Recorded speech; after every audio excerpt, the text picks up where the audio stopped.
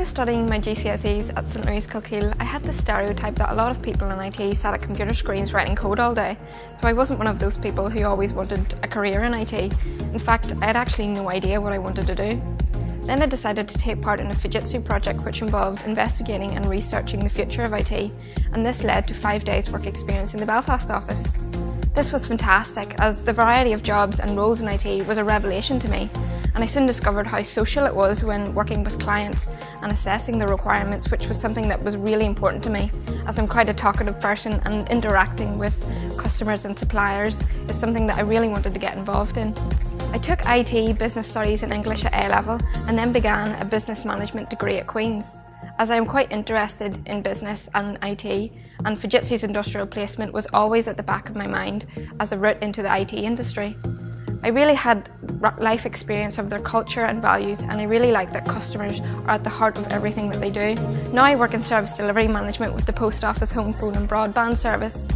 Learning about networks and telecoms has been challenging. However, I have found it thoroughly enjoyable. Believe me, I never thought I would be explaining technical things to others, but I soon realised good communicators are a vital bridge between the technical experts and the customers in the IT industry. Many different career paths and opportunities have opened up for me now, and I get to play an active part in shaping my future, as personal development is really encouraged at Fujitsu. I expressed an interest in project management and was then given a project which involves delivering weekly update reports to the Post Office and working with TalkTalk to make sure the project is on track. For me, this is very much a journey, and I'm still learning every day. My advice to current students would be, if someone offers you an amazing opportunity and you're not sure you can do it, say yes and then learn how to do it later. A lot of people have the impression that going into a job or placement, they expect you to know everything already, which can seem intimidating. That's not the case at all. Companies like Fujitsu are looking for someone who has a passion for learning and who is willing to take on any opportunities that come their way.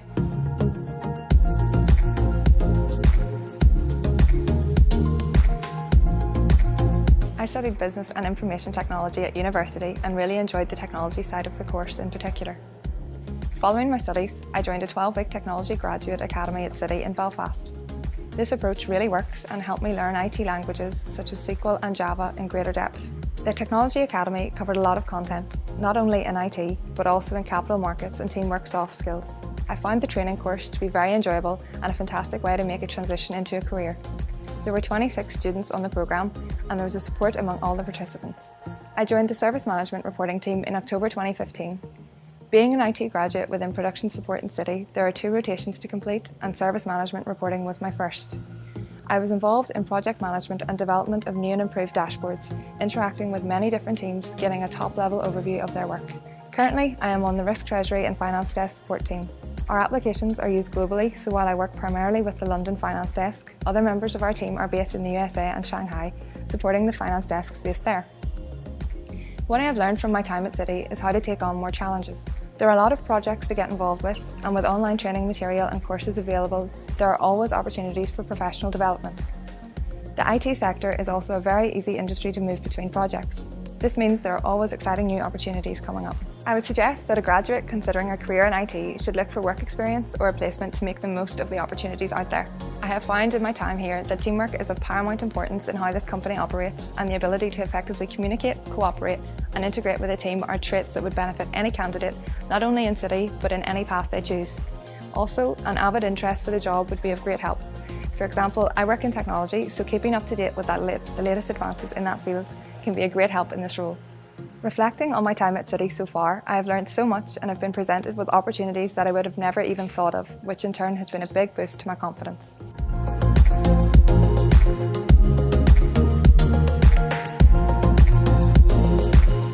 I had a flair for ICT at GCSE, but was also wary.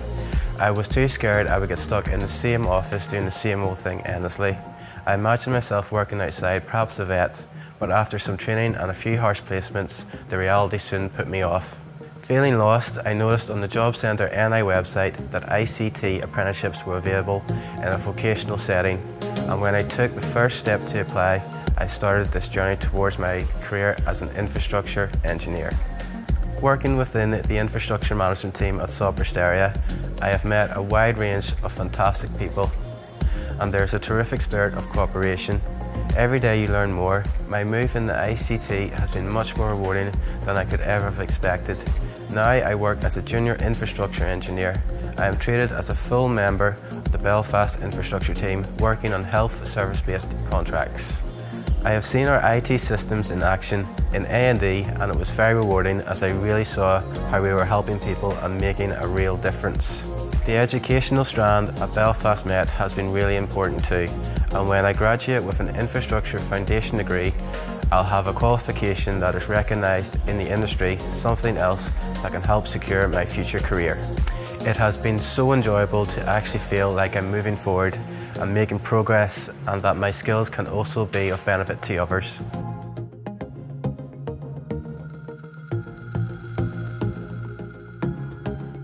I was given loads of freedom at home, spending time outside creating and building things, so a boring indoor job was never going to be for me. It was Mrs McQueen at the library in Ballymena Academy who suggested an OCR Level 2 qualification in system support. I'd been introduced to IT when it was replaced by compulsory Latin in first year, but I particularly enjoyed the challenges of system support. It involved troubleshooting, which can include physically taking apart a computer, finding and fixing the problem, and rebuilding it. I've always found this hands-on work very satisfying and rewarding. I progressed to Level 3 and applied for an apprenticeship with Nitec Solutions. They're a small business based in Antrim who offer island-wide IT support and are partnered with Hewlett-Packard and Microsoft. I had no idea what to expect, but I was soon learning how to set up and configure computers for business customers and was also involved with a custom server build. I love the challenge of working things out, and when you use your initiative, finding solutions is easier than you think. No 2 days are the same, as you're always dealing with different issues and working with different teams, so there's no chance of you getting bored. My advice is, don't be afraid to try something new. I'm 3 years down the line, and for me it's definitely been the right decision. Opportunities are expanding all the time, and the best surprise of all is the work is so enjoyable.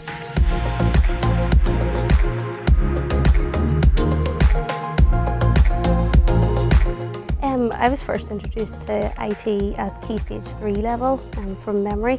Feels like a lifetime ago now. But yeah, then it kind of progressed. It was just a compulsory subject then, and I then picked it for GCSE.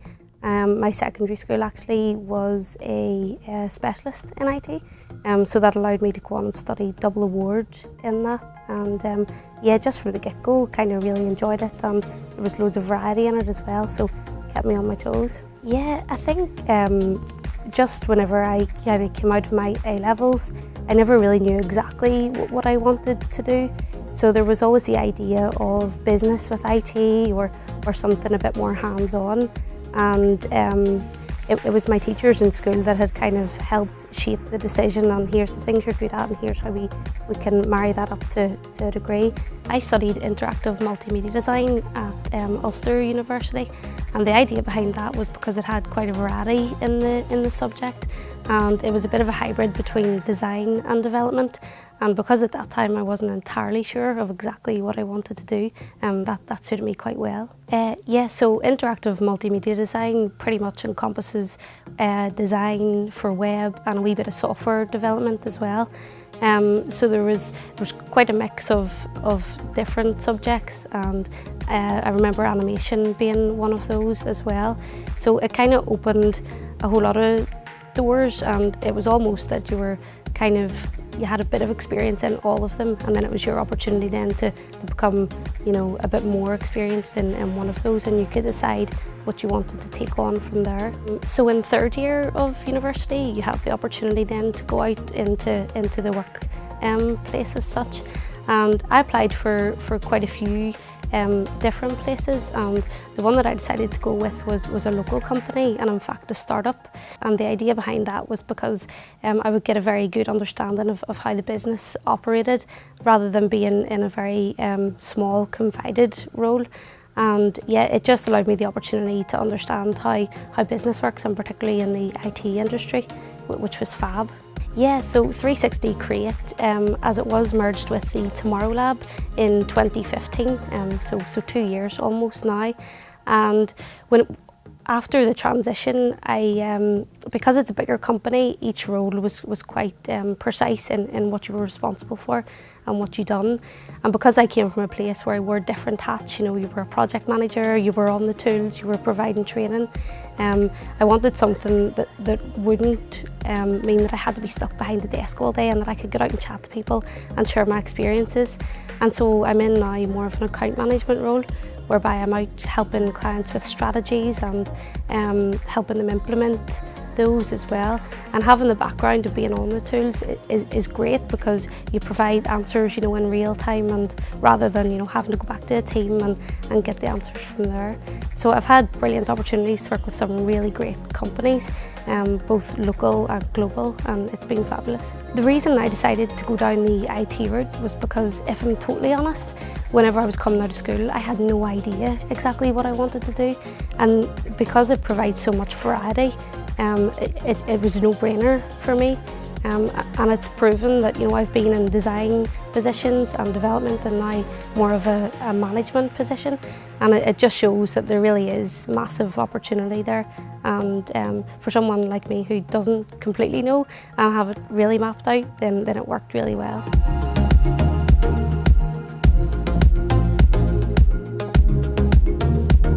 I'm an IT recruiter by trade, and I worked for Reed and Diamond, and then when my young son was diagnosed on the autistic spectrum, I took a change in direction and studied a Masters in Autism and ended up in Specialist Learn. Specialist Learn is a social enterprise. It's in 13 countries. It's been going for 13 years, and it started in Denmark in 2004, and it was an IT manager who started it and saw that actually people on the spectrum have a lot of skills to bring to IT. He initially saw it in his young son, and now with people all across the world working in IT. And our goal is to have 1 million people in jobs who are on the autistic spectrum across the world. I first heard about Specialist Learn when I studied a Masters in Autism.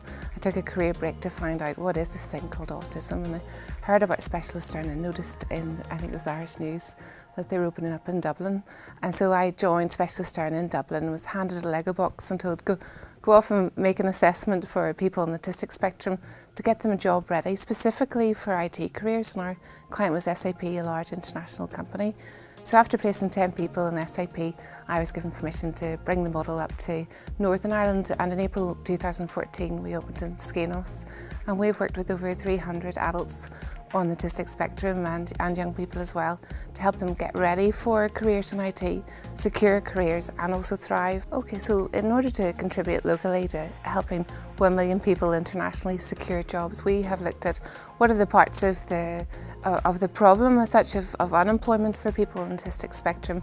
And part of that was helping companies feel comfortable and ready to recruit people who have different types of communication, whether that be they be on the autistic spectrum, or maybe they may come from a different country, helping companies employ diverse staff. And so we've worked out training modalities to do that. Our new modality is online, but also face-to-face with professional actors, acting out communication differences and helping people feel more comfortable about that, whether that be at interview or in the workplace, or maybe appointing a new team leader.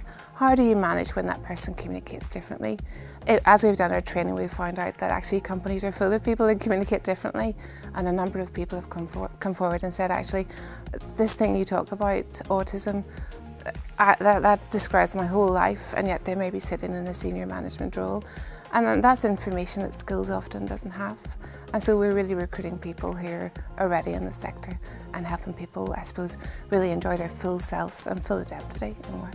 So I love the IT sector. My background is in the IT sector, and as an IT recruiter, when I came to study autism and I studied the traits of autism, I recognised a lot of the traits of the people I had recruited to get into work, and maybe needed a little bit of help through the interview process.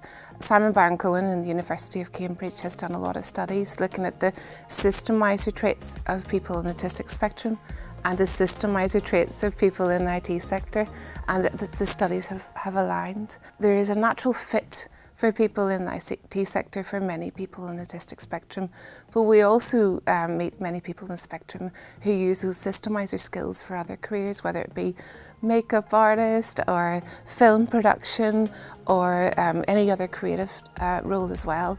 But yes, the skills of autism do align quite nicely to the skills needed for IT.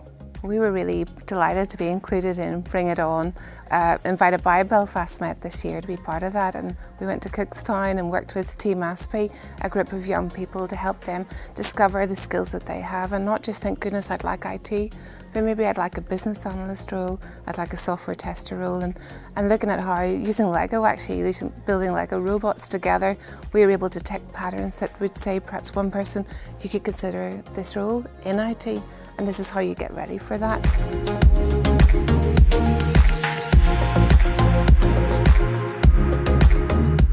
I studied architecture at university, but the reality of finding a placement or a job was really tough. Then my dad forwarded me an email about an apprenticeship programme for IT. At first I was worried if I had the right skills and knowledge. My only real experience with IT was using architecture software and drawing and editing software. So I had a true fear of the unknown, and I was concerned I'd be working in front of a computer screen all day. I was soon to learn that a give-it-a-go approach was the only skill I needed. Working through a problem logically and using trial and error can actually be very enjoyable and satisfying, and having the help and support of my employers, Writebus Limited, it has been a thoroughly rewarding experience. I joined Writebus as a technical support assistant, but now I'm working as a database administrator. It might sound not very exciting, but it is very interesting, with lots of opportunities, with big data and the cloud becoming important new concepts in the IT industry. There is a lot more teamwork than I imagined, with lots of opportunity to learn off others and get involved in projects that really help the Writebus business. There is also good crack along the way.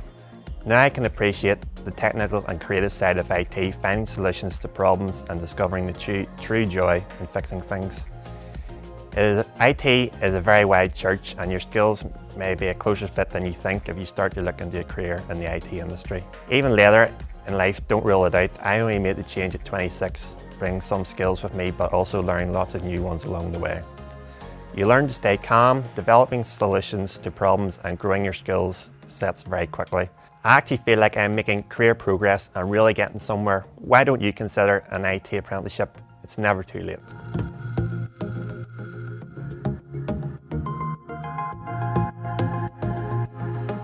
Well, I was actually really scared of computers until I was about 16 years old. And then I heard about how computers basically won us World War II, and about Alan Turing and all his code-breaking efforts. So that encouraged me to want to study computing and make a difference.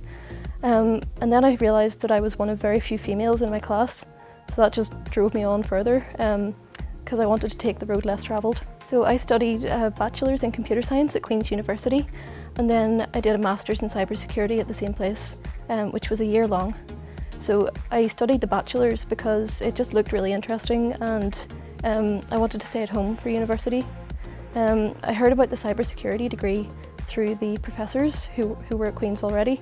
They were promoting it because it hadn't been going for very long, and they wanted to encourage people to apply.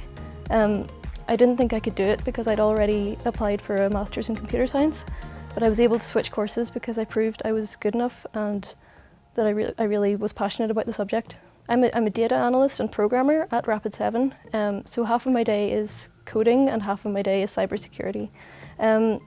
Some days I would sit with my headphones on and code, which suits me. On other days I would be communicating globally with teams across the world and within my own office, chatting to them about how we can make a difference. So there are loads of opportunities across the whole IT sector in Northern Ireland. There's everything from access courses to a software engineering master's at Queen's, which is 1 year, and you can go into it from any other discipline, so for example law, medicine. There's also the standard university courses at Queen's, so computer science, with additional masters in specialist subjects like bioinformatics and cybersecurity. Women Who Code is a global organisation that was founded in San Francisco. It's dedicated to supporting local women around the globe within cities, and we do that through monthly tech talks, hack nights, careers evenings. We ran a massive hackathon last year in Belfast, and we can be reached through the meetup group. If you're considering a career in IT at the moment, I would say to you, go for it. Don't be scared, take everything at your own pace. And everybody was a beginner at some stage, so just learn all you can.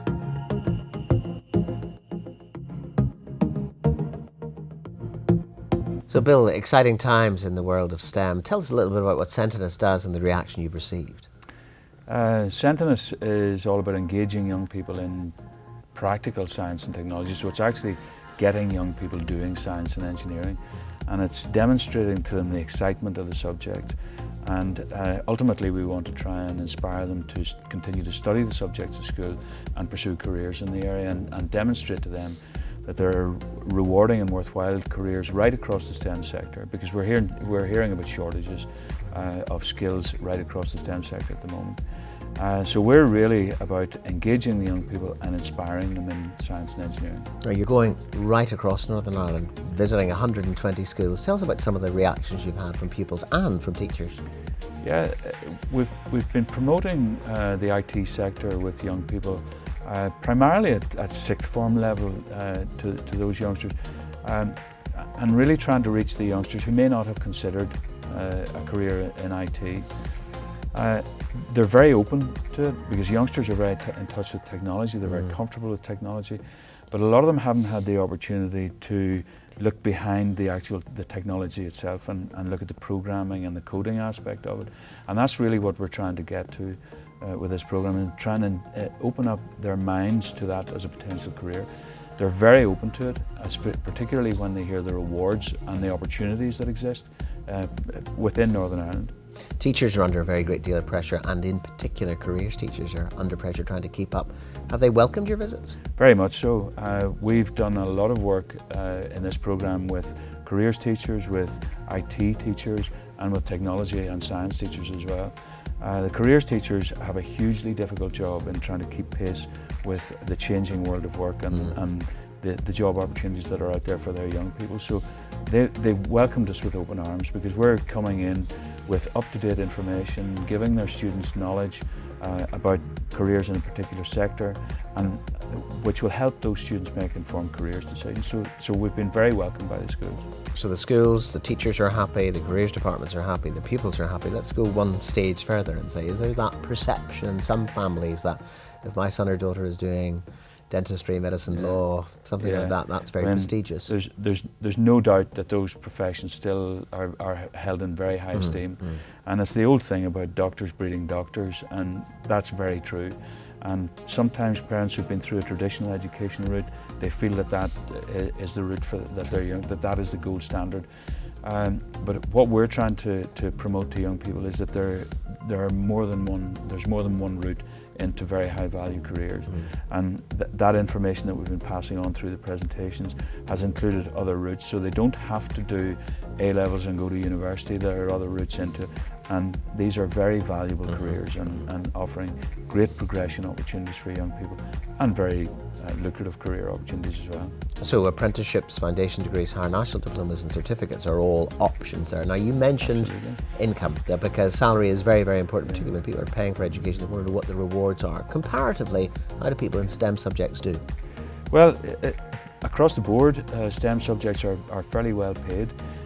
With the Bring It On campaign, we've been informing young people about the level of salaries in the IT sector in particular. And for example, a programmer, the average programmer in Northern Ireland is earning about 40,000 a year, and that compares very favourably. The average salary in Northern Ireland is 24,000 a year.